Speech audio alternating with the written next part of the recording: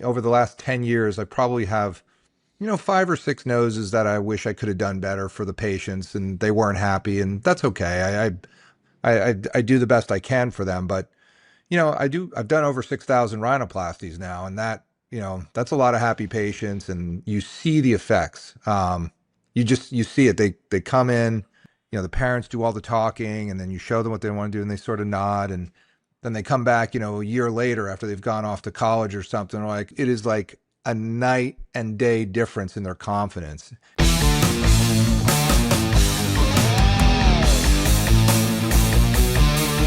decisions. Bad decisions. Bad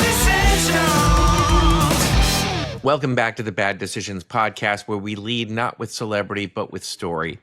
Today's guest is an old friend of more than 2 decades. He's a board-certified plastic surgeon practicing in Beverly Hills and Newport Beach, places where the stakes are high, the expectations are higher, and the line between fine art and science converges. But Dr. J. Calvert isn't just a surgeon. He's also a podcast host himself, now having spent years behind the microphone exploring the world of aesthetic medicine through his Beverly Hills Plastic Surgery podcast. He's seen trends come and go, witnessed the social media revolution, transformed patient expectations, and navigated the ethical complexities of an industry where people's deepest insecurities and highest hopes collide. This is a conversation about scalpels and symmetry, yes, but more importantly, it's about the stories behind the transformations, the philosophies behind the practice, and what it means to hold someone's confidence quite literally in your hands. Dr. J. Calvert, welcome to the show. Scott, it's great to be here. I'm very excited to chat, and it's great seeing you again. It's been a while since we've gotten to hung out. Yeah, since that time I came to your office, but yeah, and thank you for doing this last minute. So let's jump right in. I'm trying something I haven't tried before, and this is questions from the audience. So I took a poll, and I'm hearing a lot of chatter. The most popular chatter topics are people want to talk about Lindsay Lohan, Kris Jenner, and Brad Pitt's faces. You have a great eye. Are these the deep plane facelifts that everyone's talking about? Yeah, I mean it definitely looks like the deep plane facelift is a very popular procedure. It is it's been around forever. A lot of these guys are like acting like they invented it, but they didn't. It was really popularized by a guy named Tord Skoog back in like the 70s. And it just keeps getting like rebranded and refreshed and brought up to speed. The deep plane facelift is very effective. It makes people look natural, not like the skin lifts are what we think of when we think of a bad facelift. It's one where you just pull the skin.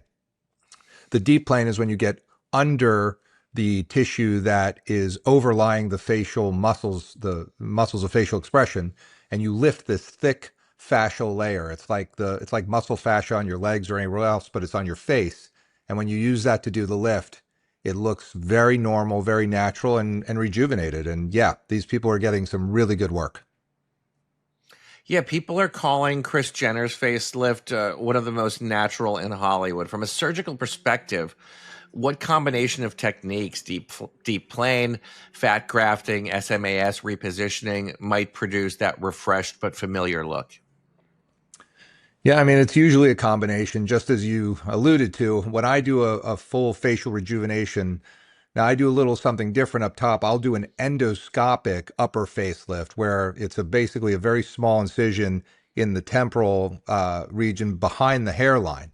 A lot of these folks are still doing incisions on the forehead and all over the face. I don't like that. I like to do the upper face with a very small incision, use an endoscope so I can work under the face down on the bones and get a very normal composite lifting all the tissues together look. For the lower face and neck, we still make sort of traditional incisions. Some people, we minimize those incisions and just go behind the ear and do things in the hairline. But then adding fat grafting and some lasers and doing the lids with it and an upper lip lift, you can really take somebody, and like all over my social media and everybody else's, you can see the effects. These patients look incredible. They look normal and they love the results. And so they send their friends. Would you say most of your business comes from word of mouth? Oh yeah. I mean, I have very few people. I mean, my podcast is where I actually get a lot of new patients who've never been exposed to the practice. The Beverly Hills Plastic Surgery podcast isn't like all information. We don't really editorialize a lot there. It's just this is what it is. This is how you get it. Da da da da da. So that's where I'll get people that haven't been exposed to me. But everything else is, I've been around Beverly Hills now for 24 years, and that is where my patients come from. They know me. They've seen everybody else I've operated on, and I'm not, it's not a mystery that I'm sitting here on Roxbury Drive. True, true. And I knew you when, but behind the orange curtain. But I Yeah, have to say, like, I was at UC Irvine. that's right. Uh, and I remember you had a very well-defined plan as a young doctor of what you were going to do, and you did all of those things. Um, I'm going to want to get into it later, but your medi spas, your non-invasive versus your surgical stuff, and I want to dig in. But let's get to a couple more audience questions. Many speculate that Brad Pitt has had certain things done. Is this something that you can eyeball and tell? Because he does look Oh amazing. yeah. Yeah, I mean, you can see that, his skin laxity is better, and he looks like he's had an incredibly talented surgeon do a nice facelift for him. So it looks really good. You can see when it's overdone. I mean, I think like lately, Bradley Cooper just showed up on social media. He was on some red carpet. And it looks like his upper eyelids were done, and they're probably overdone. So people notice that they're like, "What happened? What is this?" I was I like, "That's what saw that. happens when you take too much fat out of the upper eyelids." I It's saw that. I saw Bob. people are calling him Barry Manilow. Yeah, and Bob Costas had an upper lid lift like that. It is fixable. You can do some fat grafting.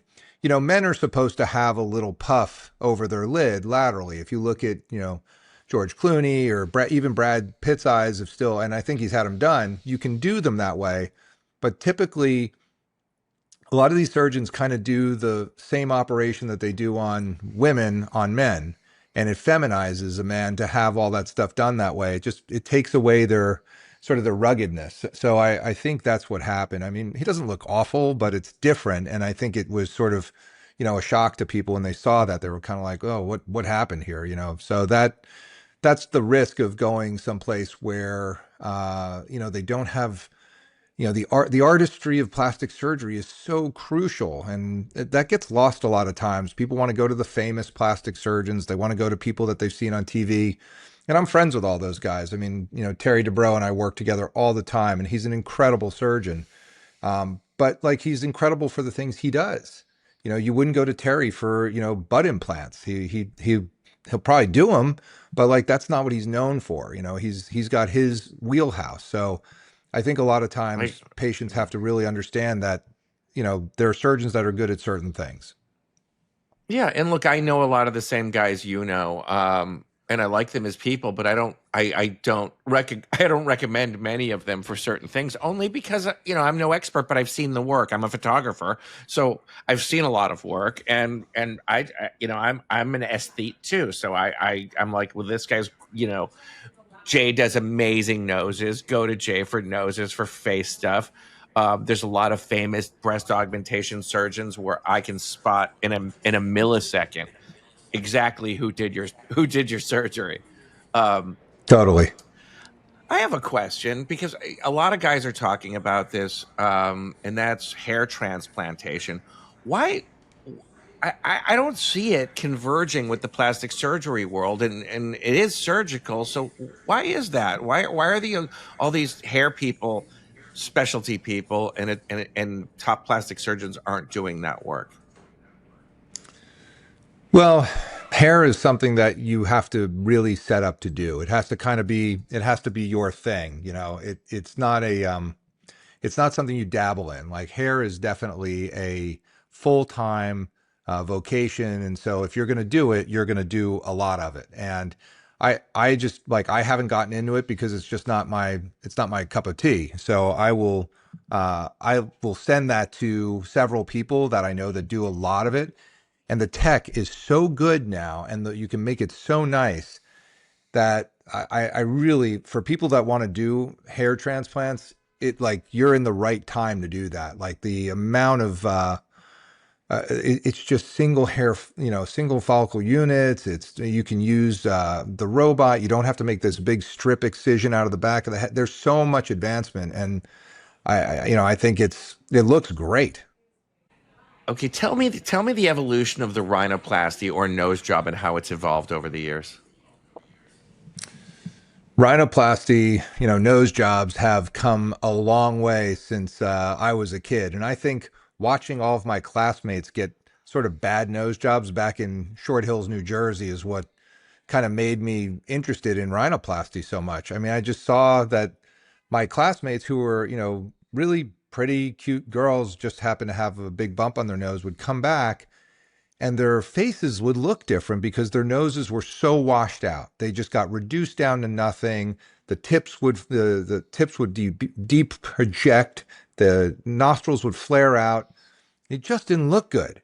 And over the years, like there's this whole evolution of trying to preserve the as much of the structure of the nose as you can while also altering it and giving it good long-term stability. This is sort of the premise of modern rhinoplasty. There was this argument whether you should cut the columella, make an open incision, or do it endonasally, do it closed from the inside. All these, questions about how to get the best result have sort of been resolved down to, well, you're going to do whatever's the best for the patient to give them the best looking nose. And so now with all the techniques that we have at our disposal, things can just look so good. It is really amazing how, again, the plastic surgery tech, it has come so far.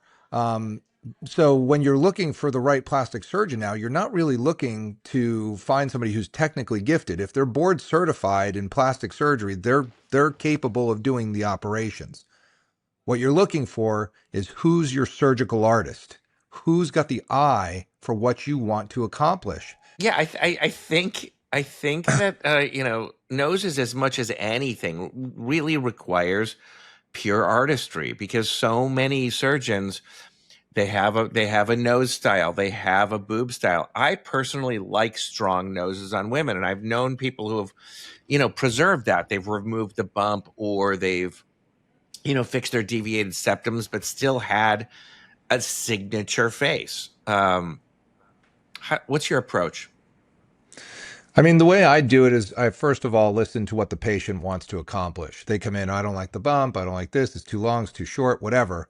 And then I'll draw for them. I don't use imaging software because with imaging software it's basically Photoshop. So I can take how they look now and push pixels around, which isn't what's going to happen in surgery. In surgery, I'm going to move cartilage. I'm going to move things into new positions. I'm going to make a nose that looks great for them. And so I draw it and I represent the things that are going to change and how it's going to turn out. And I actually I did like, I think we used 30 example patients. Here's the before, here's the drawing, here's the after.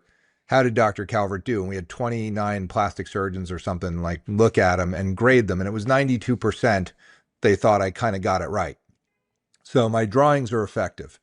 And then the patient can look at it, and they show me inspo photos and they show me like, oh, I love this nose. I don't like this. All that information gets kind of the area under the curve for me to go like, I think this is the nose you're talking about. And I think I, as your surgical artist, would think that this is what's going to make you look amazing. It's going to enhance your looks. It's going to do what you're talking about. And so I weigh in on that part, but it's all with the patient input. And that's been very effective. I mean, I still have revision surgery. I'm a surgeon, and any plastic surgeon says they don't have, problems or complications or patients who are unhappy is not doing any surgery. But, it's not that frequent. If I could really see over the last 10 years, I probably have, 5 or 6 noses that I wish I could have done better for the patients and they weren't happy. And that's okay. I do the best I can for them. But, I've done over 6,000 rhinoplasties now, and that's a lot of happy patients, and you see the effects. You see it. They come in, the kid who's like shy and has a bump on her nose, and the parents do all the talking, and then you show them what they want to do, and they sort of nod, and then they come back, a year later after they've gone off to college or something, like, I'm the captain of the cheerleading team. Da da da da da, and I'm doing this, and they just it is like a night and day difference in their confidence, and that's what I love about rhinoplasty is you do a good job for somebody, it opens like a whole world to them that they didn't even know existed for them. It's so cool. Amazing. So one of the most popular procedures is obviously breast augmentation. Tell me the past, present, and future of the boob job. Now, my breast augmentation practice is actually pretty extensive. Nobody knows me about, for this except, and I was going to tell you this, I get most of my breast work from photographers who photograph all the swimsuit models. And they know me because I'm the guy that fixes bad boob jobs. I don't get people for their breast augmentation primarily. Once in a while I do. Once in a while it's some executive or some, doctor or somebody who knows what I do who will come to me for a primary breast augmentation and pay my price, which is high. For that procedure, you can get, you can get a commoditized breast aug for, $10,000 even in Beverly Hills. Mine's not $10,000, but they'll come and they'll pay the price for it because they want it done right, and they'll say do the primary. Mostly, what I get are fitness, fitness models, fitness competitors, all these, very very thin patients who have like problems with their breast implants. And most of my referrals come from a couple, 3 photographers in town. And they say, you got to go to Jay. He fixes that. And those operations are very difficult. Breast augmentation as a primary procedure right now is probably the best it's ever been. And people are getting, decent size implants. There's this whole ballerina augmentation movement now where people are getting small implants just to get a little something. They don't want to have, basically change in their overall appearance and their look. So they're doing like smaller implants. But I still have patients that want, they want to have D cup and, C cup breasts, and they're getting bigger implants. And it's definitely here to stay. I don't think it's going anywhere. And in fact, there are these new Motiva implants that are just so awesome that, you're really seeing people get beautiful results. The safety factors are way higher. The Motivas have a low rupture, very, very low rupture rate. They have a very low capsular contracture rate, which is when the scar tissue around the implant that forms normally gets abnormally hard. And you have to actually do what's called a capsulectomy. So I think it's going in the right direction. People really, they love their implants, and I see just huge success with it, and especially with the Motivas, the revision stuff is actually even easier.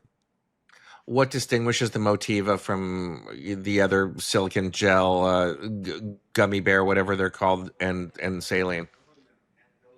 I think the distinguishing factor is their manufacturing process. They're made a little bit differently, and they have what's called a nano, it's like called a smooth silk kind of surface that is more biocompatible. It's not, it's not a textured implant.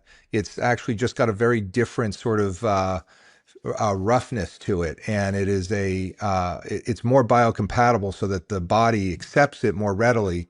And and I'm not a speaker for Motiva. I don't receive any money from them or whatever, so I'm just kind of talking about them as a guy who uses those implants. They work, and I had put them in a long time ago when I was going to Dubai a lot. I went for about 6 years and had a practice there, just because it was great and fun, and I made a lot of friends there, and these people would fly me out there to do surgery on them, which was great. But I was using Motivas then, and I said, oh, when are these coming to the States? And they said, we're not going to do that FDA process. It's too hard. Well, they finally did do it, and they're in the States now. So they're amazing. And I'm really, really pleased that they're here, and my patients are loving it. Yeah, I used to always say I wish there were more women plastic surgeons. And then and recently I've had 3 women go to the same female plastic surgeon in your neighborhood and I know this happens with everybody from time to time, but the rippling thing, I'm seeing like really bad rippling in women. Has that been worked through? Is there a way to prevent that? And now their surgeon is telling them that, to get Botox in the ripples. Like, how do you deal with that? So this is okay. So what you're talking about is artistry. The reason that somebody comes to me to pay what my price is for a breast augmentation is because I'm going to choose the right size implant, the right projection implant, the right width of the implant, the right placement, whether you put it subfascial, submuscular, subglandular. And all those things come together to minimize the problems. And it is all about artistry. If you put and it's not that it's the wrong implant. I mean, rippling happens to me too. It happens with a lot of different types of implants and it can happen to anyone. But you can assess a patient in such a way that you make decisions about which device to use, how to use it, where to place it, that you don't get those problems from the operation. And that's all about the design of the operation. People think about breast, like if you go to the breast augmentation surgeon that does 10 breast augs a day, there's not a lot of time and not a lot of effort on their part to say, how are we going to design? You're going to walk in and say, I want to have D cups. They're going to be like, great, we're putting in 400 cc's. 45 minutes later, you'll be walking out the door, waiting, and he's doing the next one. I have a Right. little bit different approach to this. So, Printing money. Yeah. there is, yeah, it's like anything. You're going to get what you pay for. And, just because it's expensive doesn't mean it's good. You have to listen to the philosophy of your surgeon and understand what they're doing. And a lot of people are just not savvy enough to even know what questions to ask. But again, I refer you to the Beverly Hills Plastic Surgery podcast, and all those questions are there. But the reality is that you want to really dive in with your surgeon and say, hey, what is it that you're going to do here for me? What are the risks of rippling? What are the risks of capsular contracture? What are you doing to minimize those complications? Because I don't want to have many, operations on my breast. I want to kind of do one and done. And 20 years from now, if I need to swap them out, I want to do that then. And it's hard to do that for anyone. Again, I'm not sitting here saying I have all the answers. I don't. But there's a thought process and operation design that really can make a humongous difference. And understanding who your surgeon is and what they do is really part of that process. Got you. So some women's physiologies seem to reject breast implants. Is there any means of determining that beforehand, whether, autoimmune stuff or just outright rejection of foreign objects in one's body? So interestingly, I've never really had a patient like that. I've had patients who didn't like their implants, who had them taken out, but I've never had a patient of mine that I put breast implants in who felt that their implants made them sick.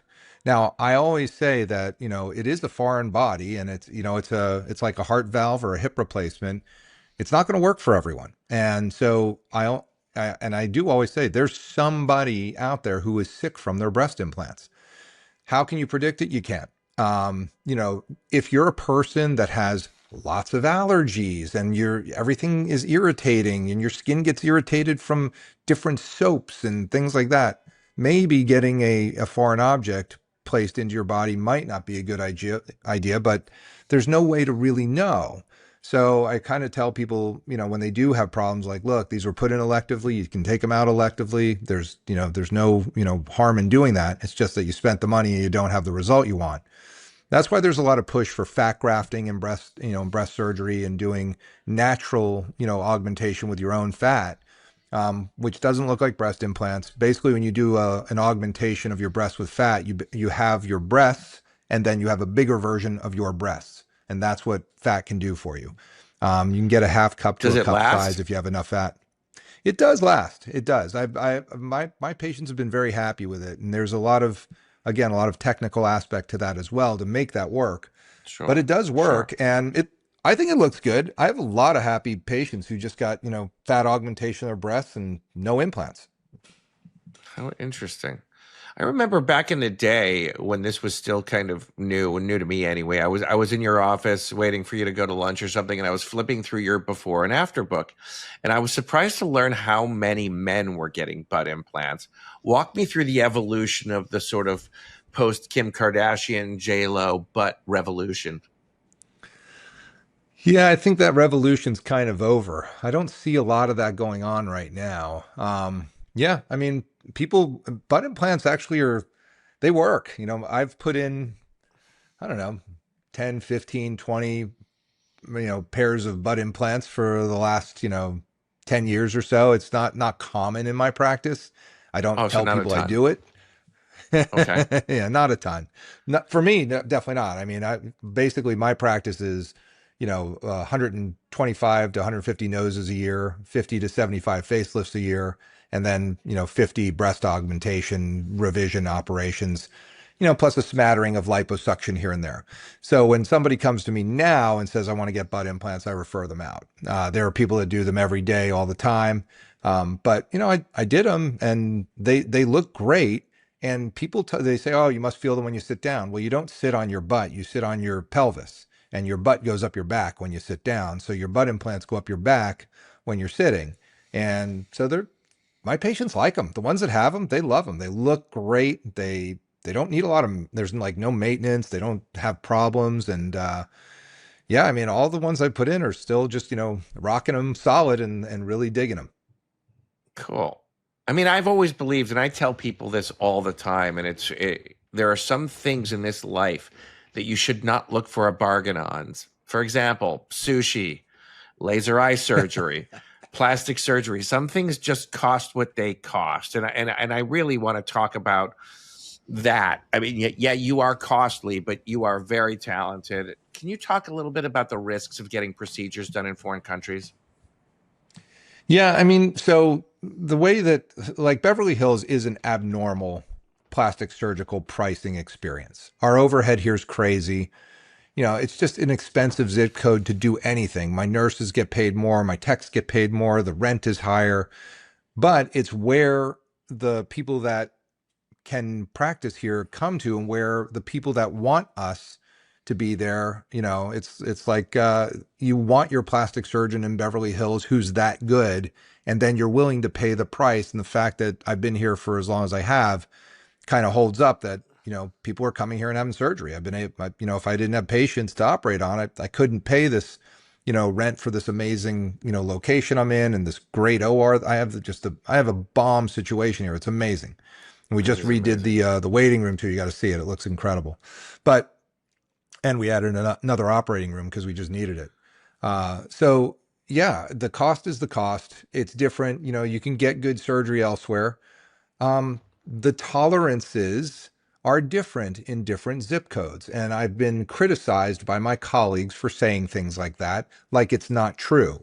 And, they'll show results and they'll say, well, this, that, and the other thing. And yeah, it's a little wider, but, she was happy. And I just say, well, I can't do that technique because my patients won't be happy with that. And they will tell their friends, don't go there. They don't want that. And they get kind of like, pissy with me and they say, oh, well, what are you so snobby? Your snobby patients wouldn't accept this result. And I'm kind of like, no, they wouldn't. But, No, they have higher now standards. Yeah. they just, and it's not a knock on, Toledo, Ohio. It's just that in Toledo, Ohio, they don't have HD cameras on them all the time. They don't have to do their social media to market their, their deli sandwiches or what. Like it's a different, it's a different world. So when they come here and my patients are like on the red carpet with their hair pulled up in a high pony with, jewels all over the place, I can't have their facelift scars be bad. They need to be imperceptible. And they are. Yeah. And I see this all the time. And that's why I always say I want my patients when they go on the red carpet to say, and facelift by Dr. J. Calvert. Where's that part? Oh, I'm wearing Valentino. No, they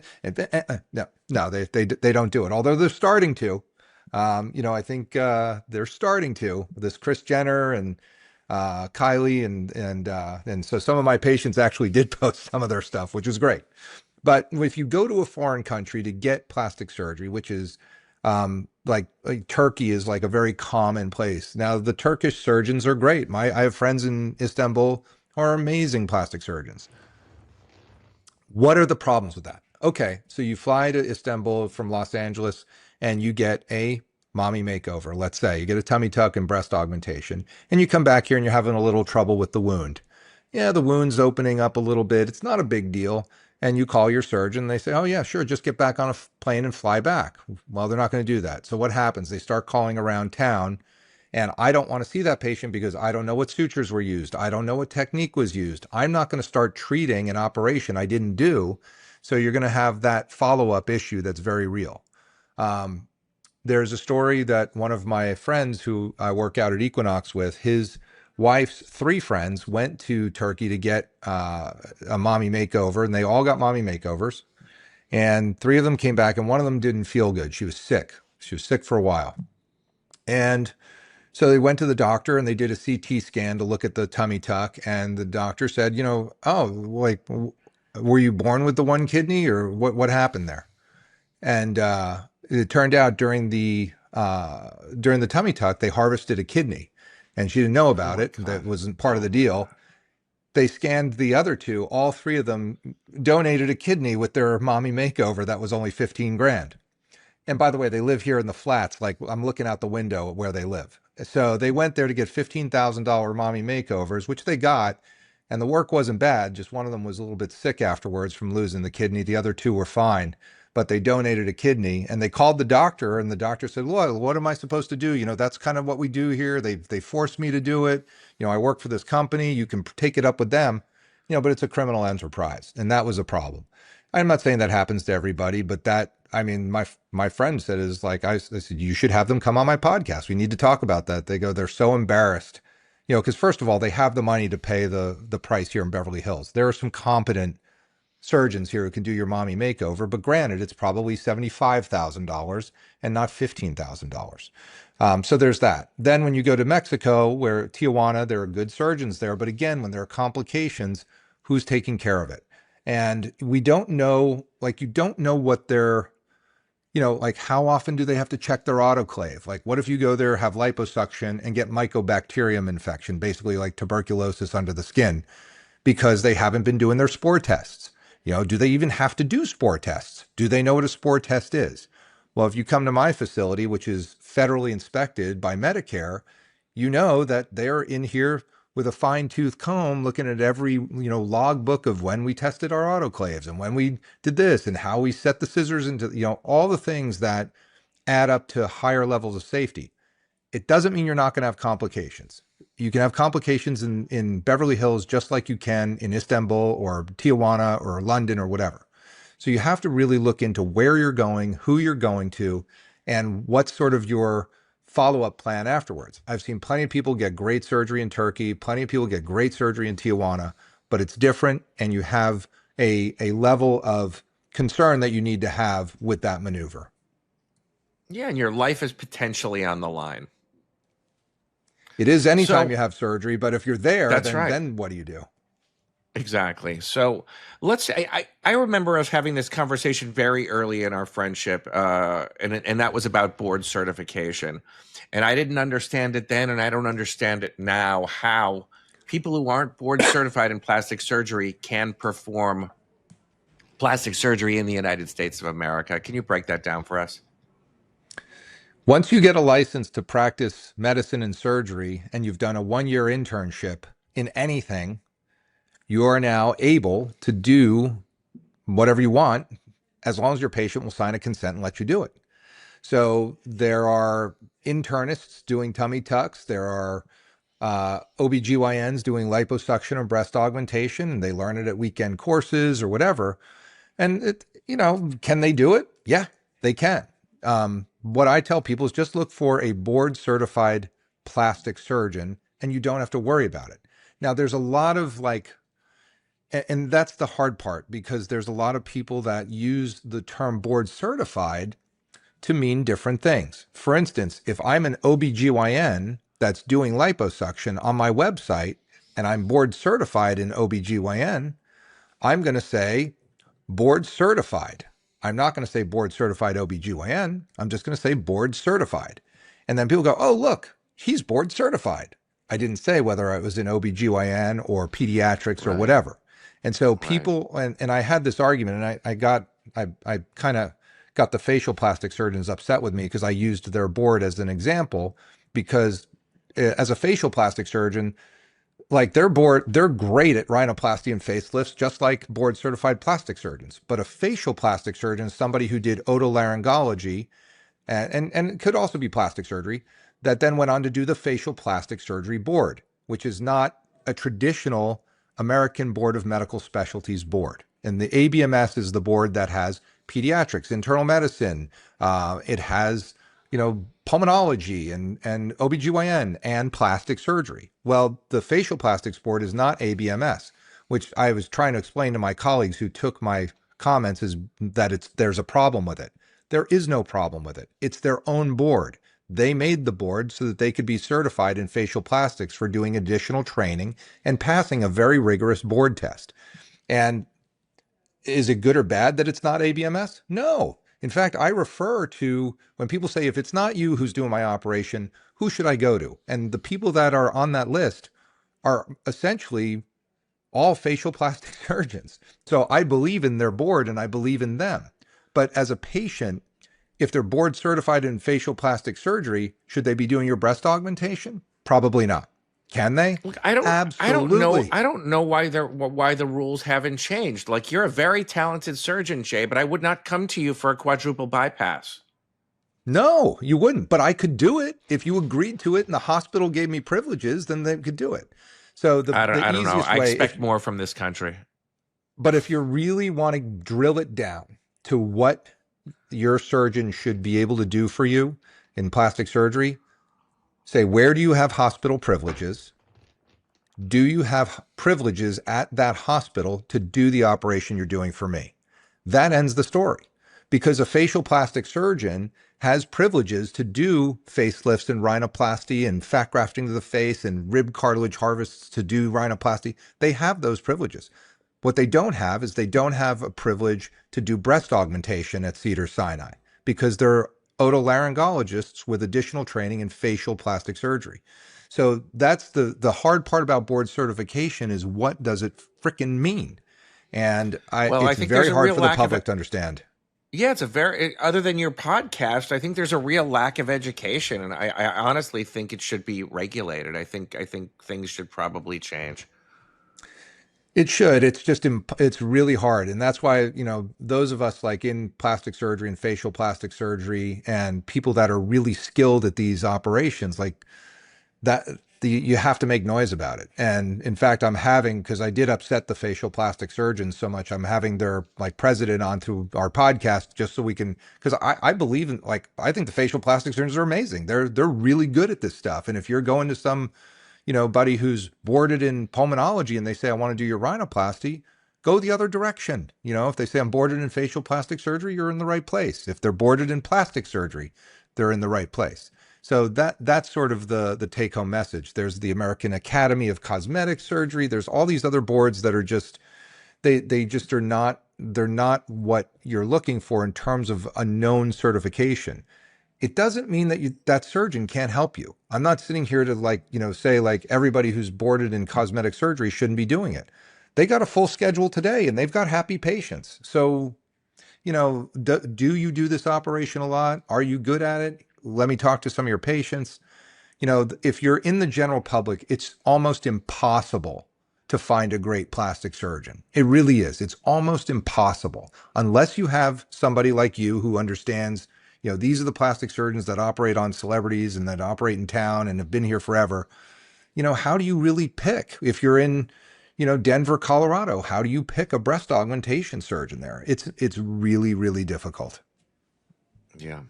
So let's talk about aesthetics for a minute. So Beverly Hills and Newport Beach are only one county apart, but both have very identifiable aesthetic differences in terms of style, hair color, and certainly politics. Do you see a distinction in the work getting done between OC and LA? Yeah, I mean, for me, the patients that come to me want to look like the best, healthiest version of themselves in both locations. My patients are very different in both locations, though. Um, the aesthetics, like in Beverly Hills and in Santa Monica, you can find surgeons that really like an extreme cartoonish look, and they love it, and their patients love it. Like those Yeah. patients don't come to me. They just don't. Like if you want that look, I can tell you who to go to, and they will make you look so extreme and different than your face ever was. And if you like that, that's great. I call it kind of the mantis lift. They start to look like a praying mantis or a bug. Yes. Um, Yes. my, I mean, I don't do the mantis lift. I do kind of like a very like you would never know who my patients are that had plastic surgery because they look great. They look like themselves. That's my my celebrities that I've operated on don't say anything because they don't want anybody to know, and they just look amazing. In fact, I saw a picture of one of my celebs now is coming up on his like I think coming up on his 80th birthday or something. I did his facelift not so long ago, and he just looks incredible. And he's just held up. It's like unbelievable. And oh, he looks so healthy. He's so vital. It's like, yeah, he had great work, but they don't know about it because you can't tell. I And they always tell definitely people look that too. different. Yeah, they definitely look Yeah. different. They definitely look better. Their makeup artist knows they had it done because they see the incisions. But Sure. other than that, people don't know. Yeah. 100%. Um, so yeah, I was doing a photo shoot with a celebrity who's very deliberately very, very done. Like Oh yeah. Barbie on steroids. And you know me, I don't have much of a filter. So we were doing the photo shoot and she goes, "What kind of vibe do you get from me aesthetically when you look at me through your camera?" And I don't know, just fell out of my mouth in my micro Tourette's way. And I said, I kind of like a sex robot. And she goes, "Oh yeah, that's totally what I'm going for." And I was just like, "Well, good. Then you found your doctor and you found your thing." But that's the thing that she was after. She wants to look like a Japanese, hentai character. And you know what? I think she looks great. It's very specific, but it works for. She's happy. I just want everybody to be happy. Nailed it. Yep, she got it right. Yeah. I don't So know. let's I talk don't about the I show a don't little like bit. that look. Yeah, look, it's not for everyone, but like the Brits say, horses for courses. Whatever makes you happy, as long as you're not hurting anyone, I don't care what you do. That's right. So, what inspired you to start the Beverly Hills Plastic Surgery podcast, and what has surprised you most about being behind a microphone? Well, I started it because I got into podcasting after I helped the Maloofs get their write their pitch for the NHL to get the Vegas Golden Knights, and I started a podcast called Doctor Hockey because they were like, you got to do something with your hockey knowledge. We got this team. You really understood what Bettman was looking for, and I said, I don't know what to do. So I started podcasting and I got pulled onto Podcast One by Norm Pattis, of course, the guy who created Westwood One Radio Network back in the day. And so he created Podcast One. And once I started podcasting, I was like, oh, I have to do this for plastic surgery or I'm going to miss this, this wave. And so I grabbed Millicent Ravello, Dr. Millicent Ravello, my associate, who's a, probably, 15 years younger than me, plastic surgeon, and we started talking plastic surgery on a podcast, and we just were very specific. We wanted to provide information. We wanted to be about how to be safe, get good procedures, how to communicate with your surgeon, and we wanted it to be fun. And we kept them all 20 to 30 minutes at the most. They're very brief. And then we started seeing people coming from all over the world. Like we would go to meetings and people would come up to us, can I get pictures with you guys? And you know we didn't really think we had that big of a following until, now we get, calls from around the world. People listen to our podcast and say, I want you to do this. And in fact, Millicent got a TV show out of it. It's going to be on TLC this starting on October 29th, believe it or not, Oh, good called for About her. Face. Yeah, it's great. She got on that because of the podcast, and they could see her interacting and her look on the screen. And then we have our billboard. Sorry, we have our We have our billboard over on Santa Monica Boulevard that's, advertises our podcast. Like if we put a billboard there that said, come get a facelift in Beverly Hills, that wouldn't work. We say, listen to the Beverly Hills Plastic Surgery podcast like your face depends on it. People turn it on, and then after they get the information, they're like, I'm going there. And it's been very powerful. The surprising thing to me is how many people around the world say that our podcast helped them get a great operation. They found the right surgeon. They found the right place to do it. They knew the right questions. And we get all these, sort of attaboys for like helping me. Like, you guys helped me so much. We love your podcast. And, I got the right surgeon and just had a great experience. And I really think that, you guys helped me to do that. So that's very powerful. Yeah. Well done. Well done. I listen to it, and it's not even something I'm an enthusiast about. I just like learning, just as Yeah, I will there's a watch lot. YouTube channels. I will watch YouTube channels on things that I will never do, but I like the craftsmanship of it. So Jay, Yeah, I you've mean, been a lot of practicing. people do. Go ahead. Yeah, sorry, I was going to say a lot of people do watch the podcast. Like we started putting them on YouTube, and that was also surprising. Patients would come in and be like, "Oh, I saw your latest podcast," and they said that more than they said I listened to it. So the video aspect of it is really crucial, and so that's when we kind of upped our game with the studio and lighting, and it's one thing to credit Dr. Ravella with. It's never quite right, so she's always upping the ante on the lighting and let's try this, let's try that. I mean, she's become like a producer herself. Yeah, it's its own thing. So Jay, you've been in this practice long enough to see a lot of trends come and go. What are some procedures or looks that were popular 10 or 15 years ago that make you cringe now? And what does that teach us about choosing timeless approaches? Buccal fat removal. That's something that people were doing. They still do it, but I think I think plastic surgeons do it because they know it's going to get you on your way to the facelift a lot sooner. When you take out these big structural fat pads out of the face falls, and you get your jowls sooner. And so I think buccal fat pads need to stay in for the most part. Some of them are really extreme and they do need to come out. So it's a good procedure to have in your back pocket, but people were just doing it because it was a trend. Another trend that has returned is CO2 laser. I like to do erbium pixel resurfacing, which is also a very ablative laser, and it's very good at resurfacing, but it doesn't give you 2 weeks of redness and burns and things that are in hypopigmentation where you lose the pigment from your skin. But TikTok really got the CO2 laser to be very popular. And that I do see is that social media influences what people ask for. The deep plane facelift, it's been around forever. Why are people asking about a deep plane facelift now? That's kind of what we've always done. But, they'll come in now, you do the deep plane facelift, right? I'm like, oh, yeah, I've been doing it forever. I literally have been doing it. My first facelift I did was a deep plane facelift by accident. I was a resident and I was in my third year in general surgery, and I had a patient who wanted a facelift. And so I got my attending in there and I lifted up my flaps and he was like, oh, you're in the deep plane. And I was like, oh, I thought I was above this mass. He's like, no, this is a composite deep plane. It's a great technique. But I didn't do it because I was very deliberately doing a deep plane facelift. To this day, that patient doesn't need another facelift. She looks amazing. It's from 1997. We did that. So, Amazing. all these trends have been around for a long time, but, they get rebranded and polished off and, put on social media, and, people who've never seen it think it's like invented yesterday and they have to go to that guy that's talking about it. So the marketing of plastic surgery sometimes gives me, it's cringeworthy.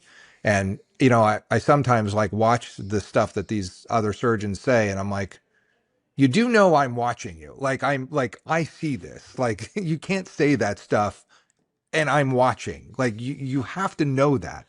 And then I'll see them at a meeting and just be like, oh, geez, there's that guy that said that, total gaslight the public BS thing. And it just makes me go, ugh, it's hard.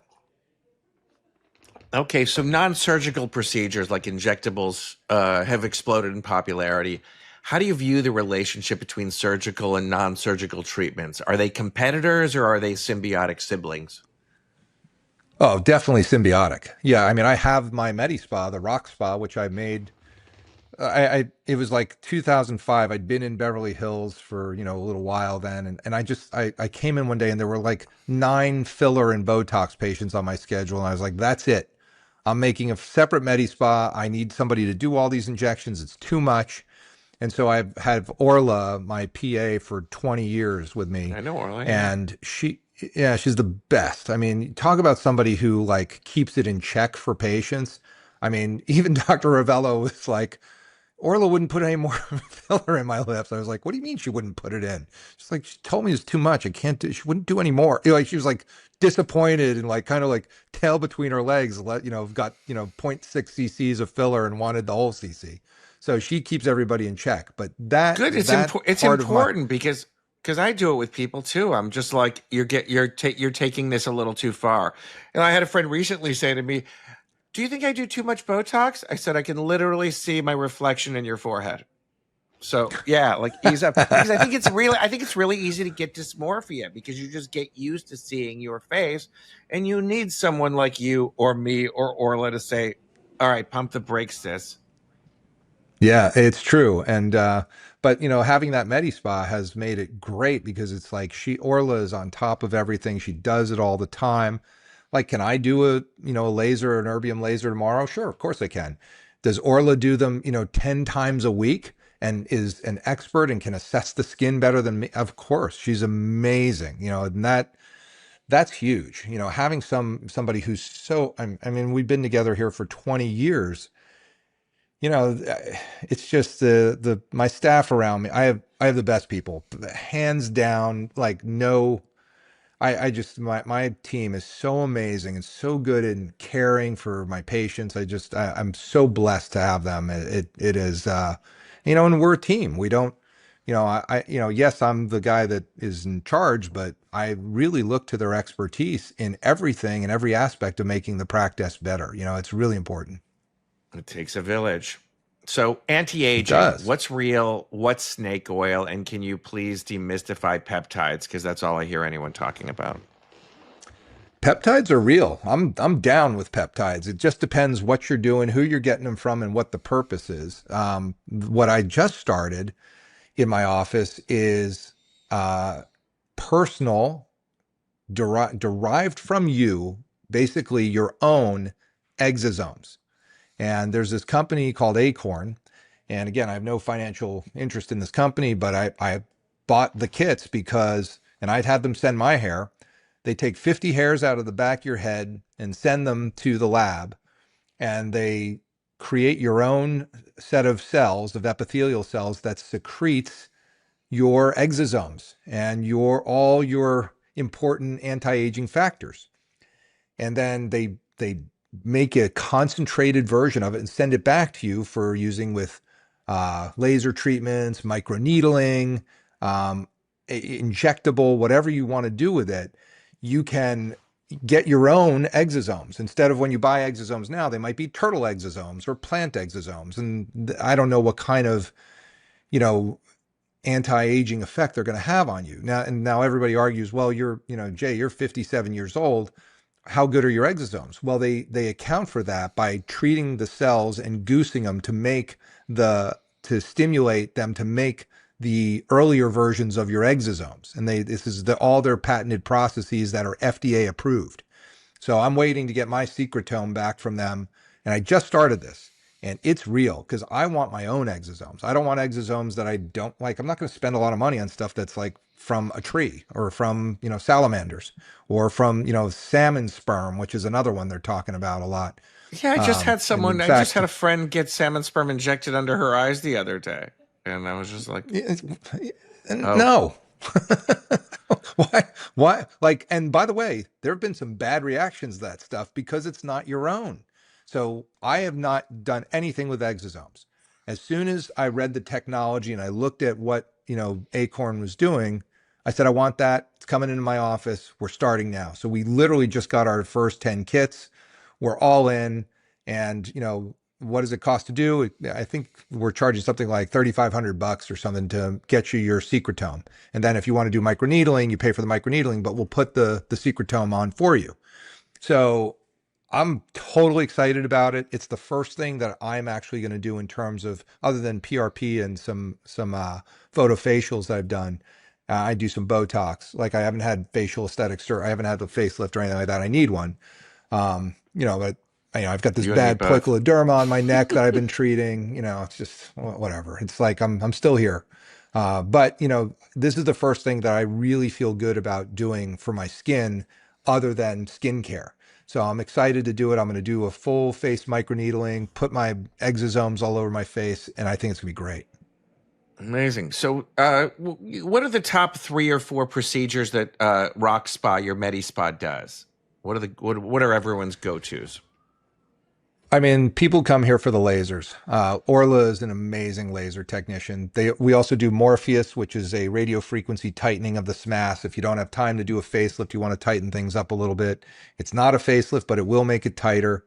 You can do the Morpheus. We have also Potenza, which is also a radio frequency microneedling. That's more of a surface treatment, but also tightens the skin turgor. So people get Potenza and Morpheus to really, do tightening without getting a facelift. And I think if we add your exosomes into it, it's going to be a different day. So I'm really looking forward to that. But so the radio frequency tightening, laser resurfacing, the ablative lasers, and then Botox and fillers, or that's kind of what Orla does on a day in and day out basis. We also have a couple of nurses that are here. Jennifer Camacho does some of the stuff here. She's amazing. And then also Christina Naranjo is our PA who's in Orange County, but she does come to Beverly Hills about once every 2 or 3 weeks because she was here originally. She moved to OC. She's at the ROX Spa in Newport. But she has a whole like derm practice that she loves doing. She does everything from Accutane to she does hyfurcations, and she's a gamer. So I have incredible people in my rock spa. I'm very again very blessed to have such talented practitioners around me. Yeah, well, that's no accident. You've always had an eye for talent.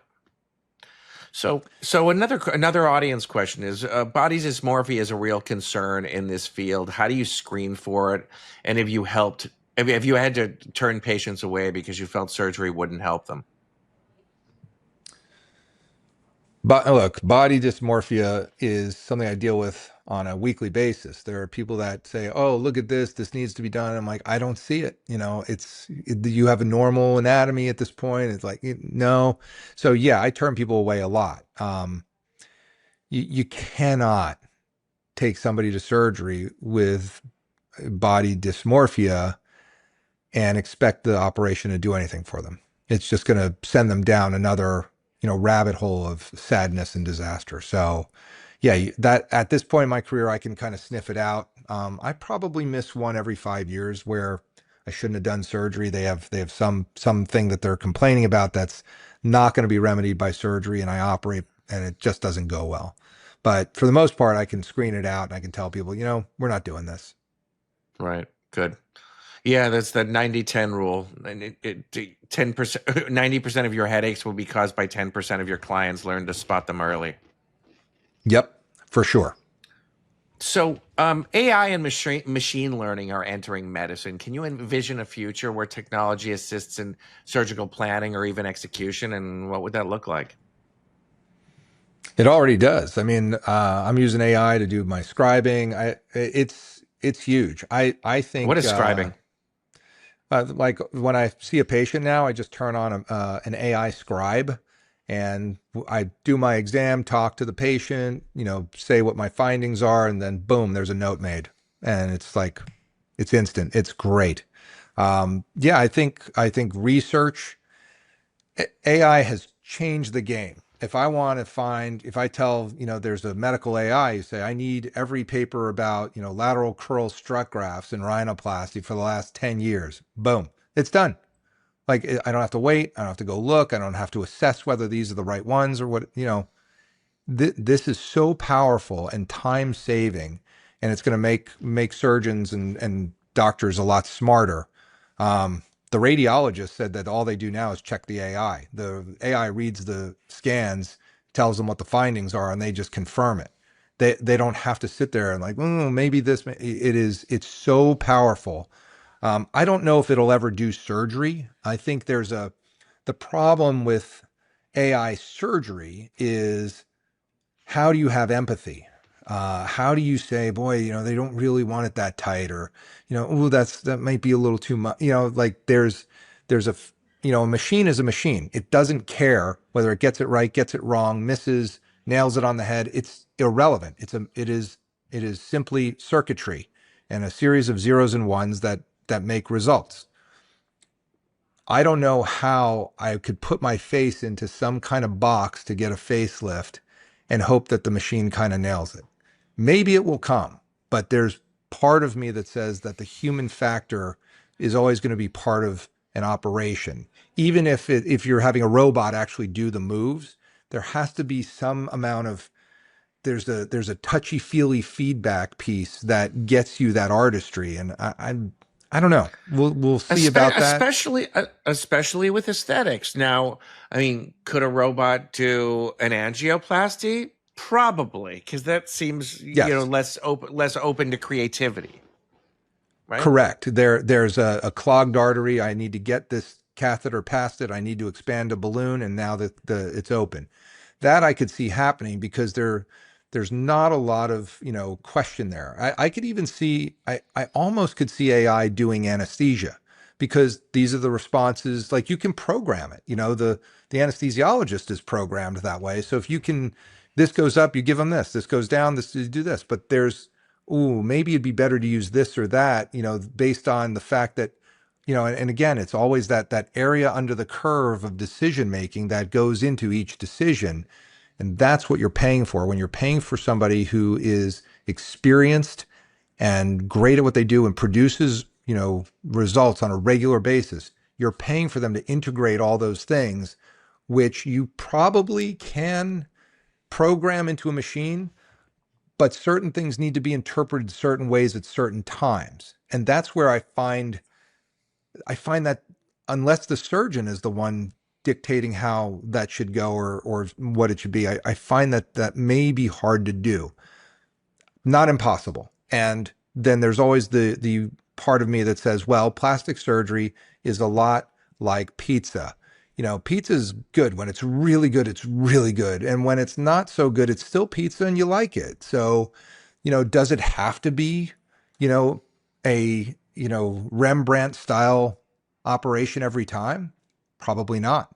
In fact, most people aren't getting Rembrandt style stuff. They're getting, good pizza, and it's good. It's fine. It's Yeah, look, plastic surgery. They got their operation. I think there's a finite amount of talent in this world, in whatever avocation there is. I think, Right. even in my recovering profession, photography, I think there's the same number of needles in a much larger haystack. I don't think there's any more talent in any sphere of creativity than there's ever been. There's just a whole lot more noise to sift through. Right. And so with that, that, you know, can a machine do it? Sure. I'm sure they can. I'm sure that it'll be programmed. The question will be, how good is it, and how safe is it? And, I think that all can be controlled. I see AI as like radically transforming medicine, like now, not in 5 years, like in real time. Like, it's different every 6 months. Every 6 months, my specialty is different. Very interesting. So, where can the folks at home find you, listen to your podcast, and learn more about your work? Well, my podcast is on, Spotify and Apple Podcasts, or anywhere you probably listen to podcasts, it gets distributed out. But if you want to watch the video, my YouTube channel is Dr. Calvert TV on YouTube, and that's where we land the podcast. It also has its own channel, but Dr. Calvert TV has a little bit more of the shorts and everything, so people like to go to that channel to get the visual on the podcast. But it is helpful. I think people like that. And my practice is in Beverly Hills, easy to find. My website's drcalvert.com. I don't know that anybody even uses that, but I'm on Instagram, TikTok. There are, however, probably 5,000 to 10,000 fake Dr. Calvert accounts around the world on Facebook, TikTok, Instagram. So you got to kind of go to my website and click the social I'm media such an links. underachiever. I only have like 5 fake me's on TikTok. Oh my God, I think there are 10,000 of them. And what they do is they use these accounts to scam people. And Sure, it's really sure. sad. I get all kinds of emails like, I guess it wasn't you that I was supposed to meet in Berlin at this cafe. I guess I'm not getting my $10,000 back. I'm like, that wasn't me, and it's amazing. We did a whole podcast episode about how to not get scammed by these people. It's unbelievable. Oh, good. All right. Well, any final thoughts or wisdom you want to impart on our audience when it comes to beauty, aging, or feeling confident in your own skin? Yeah, people always ask me, what would you do to me? What should I get? I said, nothing. Until you bring me something that's bothering you and that you see and that you want to change, there's nothing to do. You're fine the way you are. And I am very, very adamant about that. Until somebody says, hey, what about this? I'm not looking that way. They say, "Oh, you must think of all the things you can do to people." I was like, I never even think about that. That's not even on the radar screen for me. For you as a patient and you as a person trying to get into aesthetics, get some good skincare, wear your sunscreen, stay out of the sun, and if something comes up that bothers you, then get a consultation from a board certified plastic surgeon and get the right information. The Bad Decisions podcast was produced by Brock Workman of Her Dat Entertainment. Be sure to like and subscribe on YouTube, Spotify, Apple, or wherever you get your podcasts. My book, The Big Book of Bad Decisions, is available for purchase wherever books are sold. A special thanks to today's guest, Dr. Jake Calvert, for joining me. I'm your host, Scott Nathan. Thanks for listening.